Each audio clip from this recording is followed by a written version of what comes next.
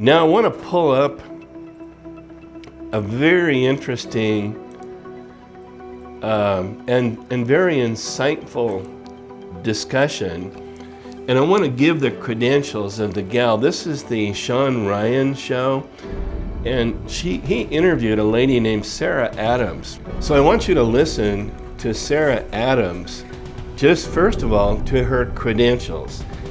She was a CIA targeter. Well, what in the world is that? Well, she'll explain that. And as you listen to her, you're going to have to discern for yourself the kind of credibility she has. I found her to be very, very interesting. I'm certainly not an expert on CIA targeters, and so I'm listening with her. But here's her background. Here we go.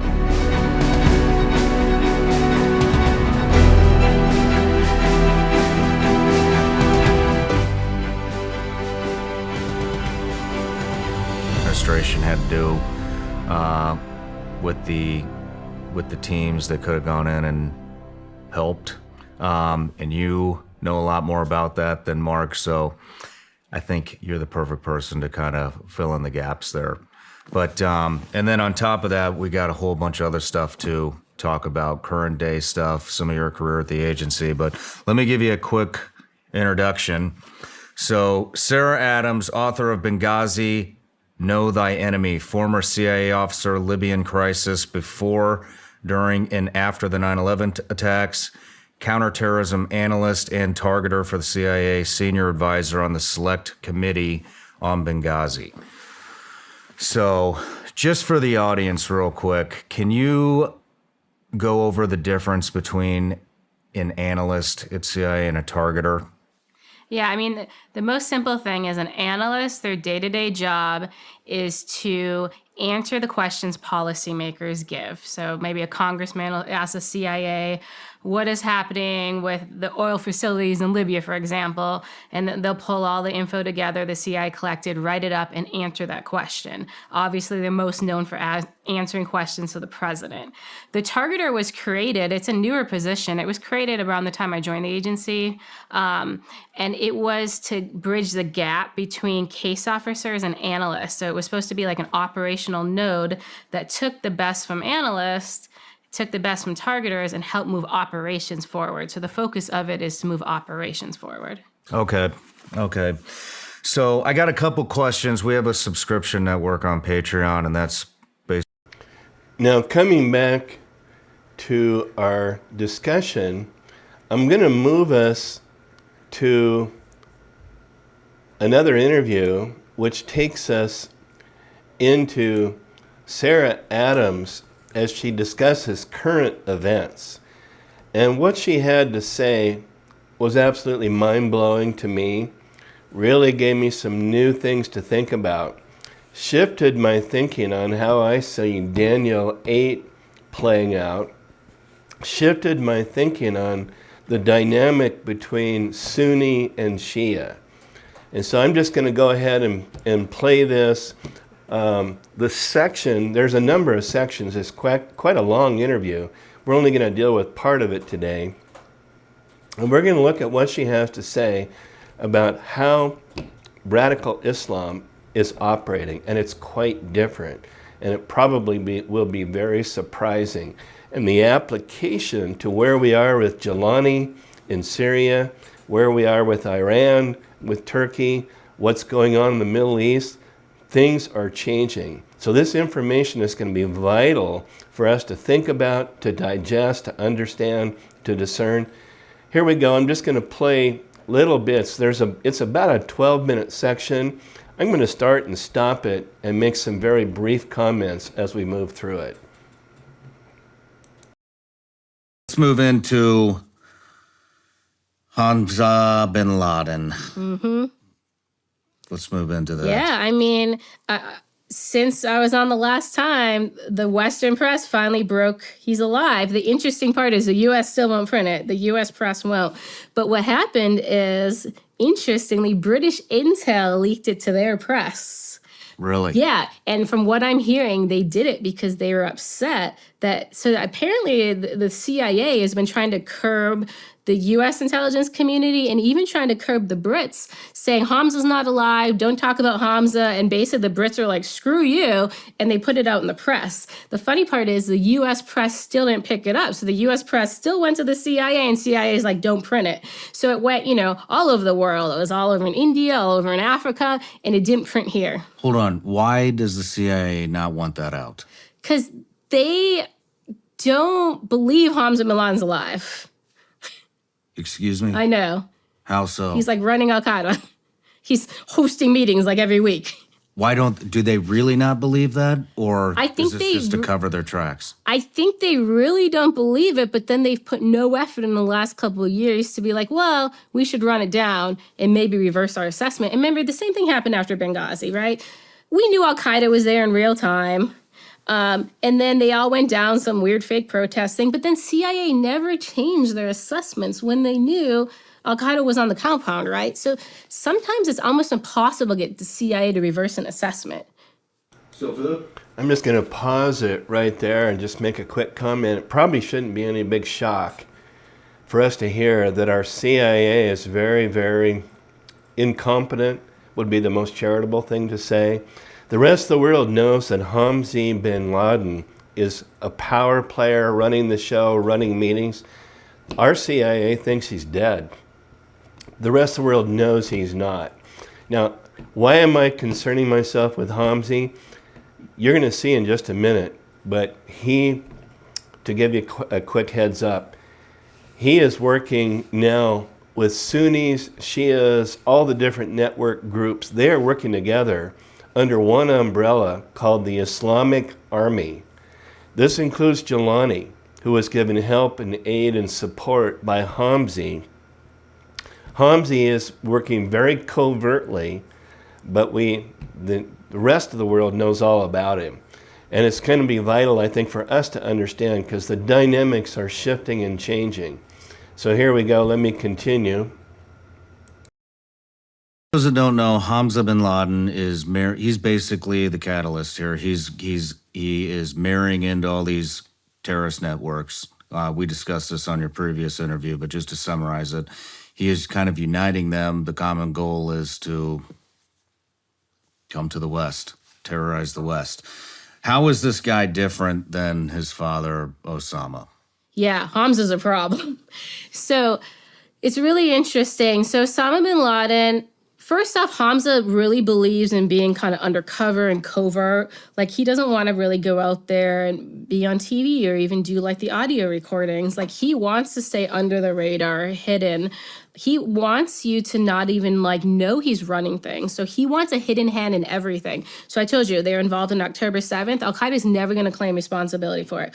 Al-Qaeda is not going to claim responsibility for these embassy attacks. And they have a plan for that, I'll tell you. They're not going to claim responsibility for the Europe attacks. And they're definitely not going to claim responsibility for the U.S. Homeland attack. Very different, right, than his father. The other thing is his father... Let me pause it right there. For me, when I heard that, I was really taken back. Hamza and Al-Qaeda were part of the planning for October 7th, according to Sarah Adams. And this lady is a very credible person in my opinion as I watch her and listen to her. That means that Sunni-Shia connection is very real, which you're going to hear about. There's shifting that's taking place. Again, absolutely mind-blowing. Information that we're not hearing in the news whatsoever. Hamza, pulling the strings, covertly, does not want to be discussed, does not want to be out there, wants safe havens. Well, you can imagine with his father, Osama bin Laden, he liked being out there, and he ends up dead. Evidently, Hamza doesn't really wish to die. He's running all these proxies all over the place, fueling and fomenting all kinds of chaos, but sitting back. But now the strategy is very shifting. We already talked about last week, Jelani going in to Syria has a message of peace, peace. I just want to get along. I want to get along with Israel. Well, that strategy is coming right out of Hamza and right out of that kind of networking control center that is there. So let's go back to this interview. Giuliani's blitzkrieg. Al-Qaeda has supported that, right? They gave him 10,000 fighters, right? Taliban gave him camps in Afghanistan. Are you hearing anything about the Taliban and Al-Qaeda right now when they're talking about Syria? No. Zero. Did you hear their names come up at all for October 7th? No. Yeah. Hamza's killing it. So Hamza now wants to do completely covert action and let everything fall under this Islamic army. And the really interesting thing is his father was incredibly patient, right? Remember, everybody knows it took him 5 years to prove 9/11. And Osama bin Laden was like, hey, we can create the caliphate. I'm okay if it takes 1,000 years. Hamza wants to do everything in his lifetime. He wants the Islamic caliphate to be created in his lifetime. He wants to bring all of his father's goals, to fruition. And one of them was take it to America, right, on U.S. soil, make them feel the war zones at home. And Hamza takes that very serious. And that's why he has gone full force on this plot. The interesting part is Hamza will approve a plot in one meeting, right? Bring it in, brief this plan you have for the embassy. Yep, I'm good. So he moves a lot faster. And actually, of all things, the IRGC and Iran have complained. And they're even, when they work with Al-Qaeda, they're like, we want Saif al-Adil. He's more calm, cool, collected. Like, we trust him more. We don't think he's going to cause a big ruckus. But they're like, Hamza's a loose cannon. He's running at full speed. We don't know how to control him. So it's almost an interesting thing. So it's funny, right? Other governments are seeing this, and our government won't even talk about him being alive, and he's running fast against us. There again, I think we're getting a picture now to really contemplate, pray about, seek discernment. Hamza, covertly. He's loose cannon, wants things to happen fast in his lifetime, which kind of fits our time frame. If we've entered into that 70th week, he's going to be planning and orchestrating behind the scenes. So he has helped al-Jilani in Syria. He's given him 10,000 men, fighters, trained by the Taliban in Afghanistan. We pulled out of Afghanistan, left all that material, war material, that's now being funneled in different directions. And now Afghanistan is again becoming a training ground. So notice it's Taliban, ISIS, HTS, Hezbollah, Iran, working together. That's not good news for us. It's not good news at all. And yet, as I look at Ezekiel 38, all the nations that are coming against Israel at that point with the Gog invasion are united. It's Islam in a united effort coming and attacking Israel, which would be in 3.5 years if we have entered into that 70th week, which we'll watch for that confirmation. And so incredible shifting and changing happening in the Middle East, which I was not aware of. I did not understand exactly how the Sunni-Shia dynamic was going to work out. I know Nelson Walters even talked about a war between the goat or Turkey or the Sunnis and Iran, the ram, that they would actually collide, and that out of that would come a victor and the empire would be broken into four. I don't see that dynamic happening now. What I see, there won't be a war. There is going to be a union, I believe, of Sunni and Shia. It's already taken place. Let me just go a little bit further in this interview. Can you go what are his goals? So hold on, I got a lot of questions. So if we have all these networks, we have all these terrorism networks. Is Hamza literally the number one guy? So Hamza is the number one guy of what is now called the Islamic Army, okay? So the Islamic Army is Sunni Shia. It is his father's vision. Hamza's now put it to reality in the last 2 years. And it basically pulls in every group. It's Hamas, Hezbollah, ISIS, Taliban, Al-Qaeda, whoever will agree to it. Obviously, there's a lot of negotiations going on to get people into this. This isn't easy, right? Like, they're constantly giving up things to get people to join in. So he's been very successful. They've now trained about 120,000 people under this Islamic Army umbrella. So these new recruits are coming in.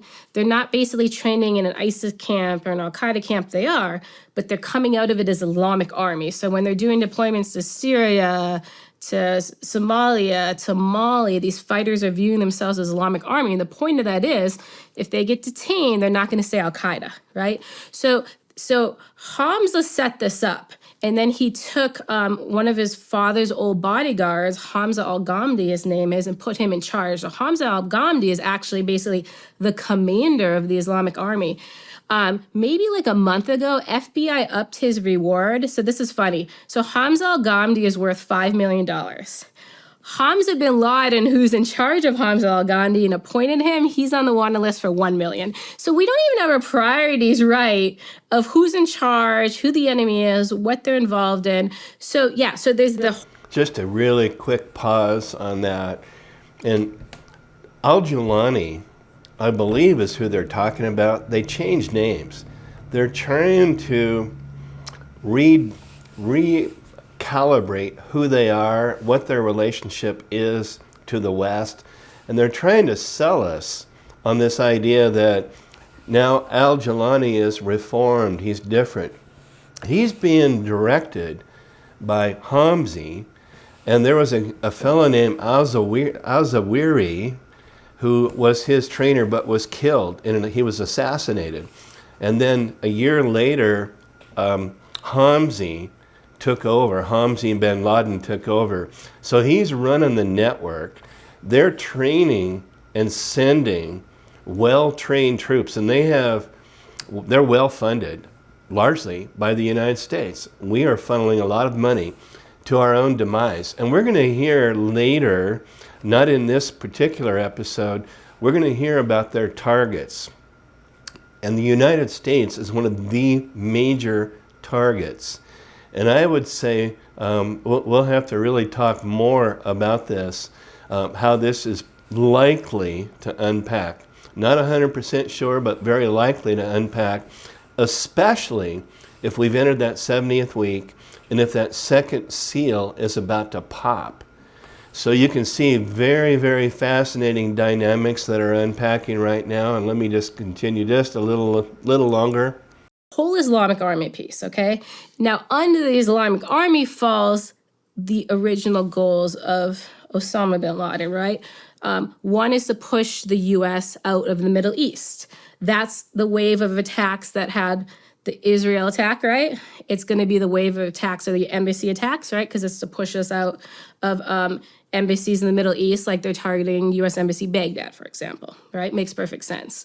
And then there is the restoration of the caliphate. So the Syria push is the restoration of the caliphate. The Mali push is the restoration of the caliphate. So he's just doing his father's old goals, but faster, and he's using all the other terrorist groups to make it happen. It's not going to be Al-Qaeda breaching these goals.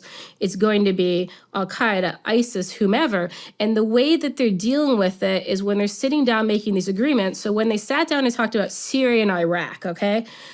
Al-Qaeda now has given up the thought of, I want to own territory. Al-Qaeda's thought, I want to be the governments, right? Or I want my allies to be the government. So they more want a political power. So they sat down with ISIS and says, ISIS, if you want to run certain parts of Syria, you want to run certain parts of Iraq, and they've had the same discussion with IRGC, like, we're fine with that. Like, let's come to agreement on what that looks like.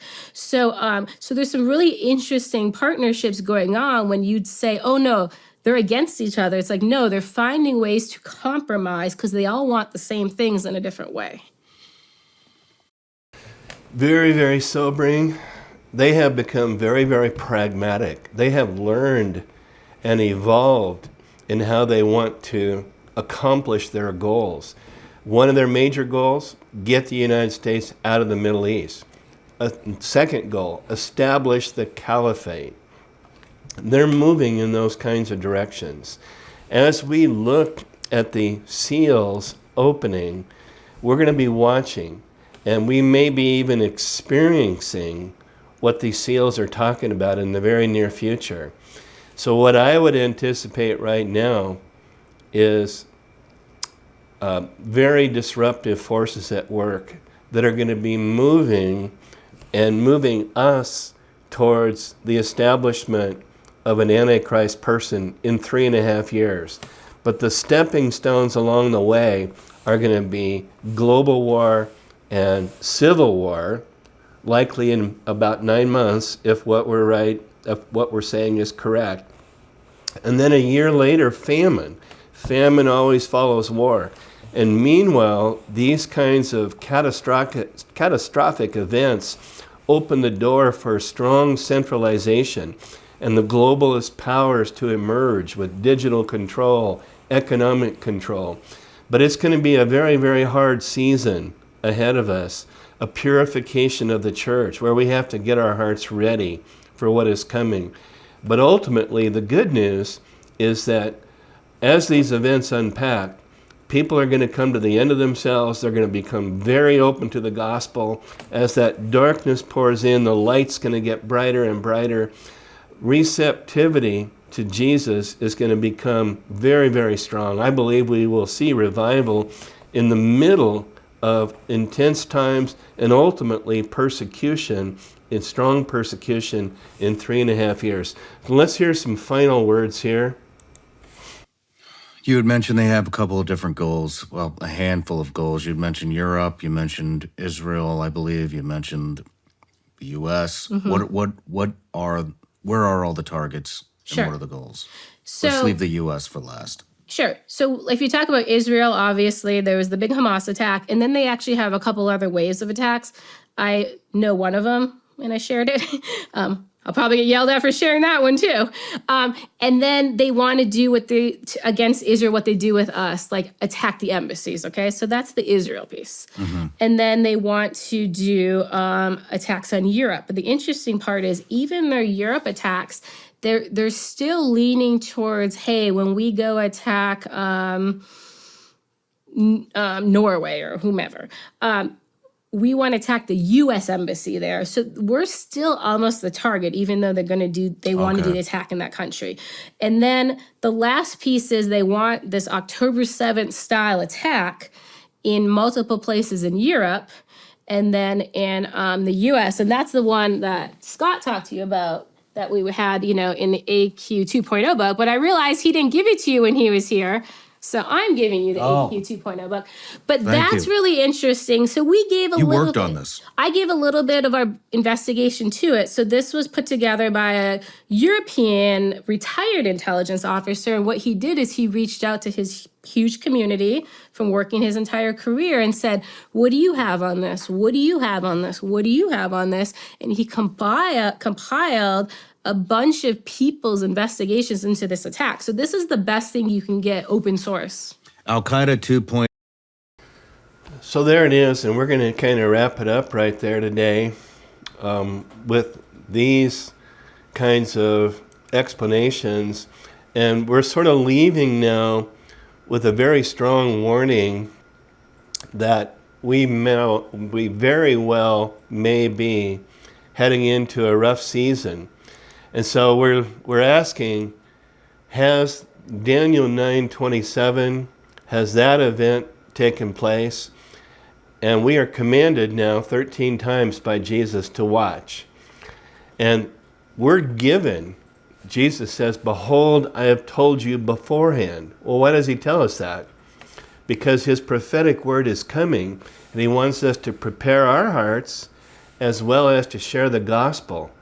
As dark times come, the receptivity of the gospel is going to increase, and that's going to be our job. Our job is going to be to get the word out, that God's prophetic word is unpacking, that Jesus is on the way in very short order, 2030 rapture, quite possibly. And so we need to get the word out to his church. There's going to be a time of purification, a season of purifying, a season of great testing coming upon the hearts of men. And yet we should rejoice because Maranatha, Lord, come quickly. Jesus is coming soon back to the earth. And we have a big job ahead of us. He's going to empower us for that ministry. And I think we can walk very joyful, without fear, without anxiety, because we know he has got us. He's going to empower us. He is in control. His sovereign word is going to be fulfilled, and I believe it's being fulfilled right now in events that have taken place. So we're going to pick it up right here. We're going to get back to that interview next time and talk more about what's coming on the world today as history and prophecy intersect. So thanks for watching.